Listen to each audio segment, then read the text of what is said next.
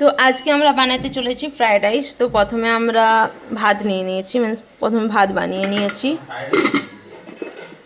এখানে আলু ভাজা, বরবটি ভাজা, গাজর ভাজা অ্যান্ড ক্যাপসিকামকে ভেজে রেখেছি, ঠিক আছে। এবারে কড়াই আমরা তেল দিয়ে দেবো।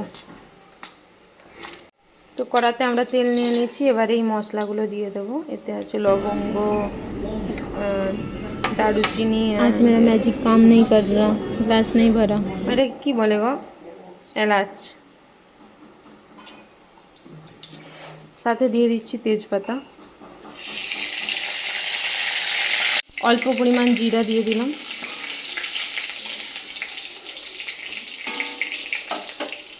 এবার দিয়ে দেবো ভিজিয়ে রাখা কাজু কিশমিশ।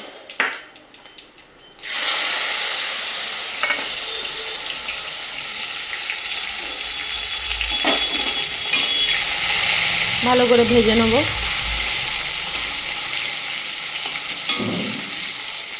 আমাদের ভাজা হয়ে গেছে, এবার আমরা ভাত দিয়ে দিচ্ছি।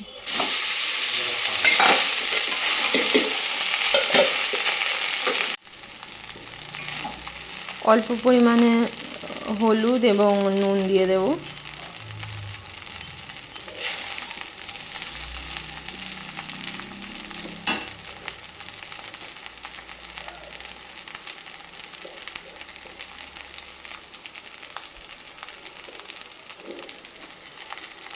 ভেজে রাখা মশলা মানে ভাজা সবজিগুলোও দিয়ে দেব।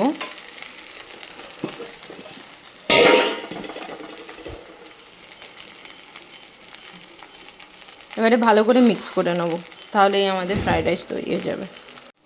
আমাদের ফ্রাইড রাইস তৈরি হয়ে গেছে। তো আপনারাও বাড়িতে বানান আর খান, ভালো লাগবে।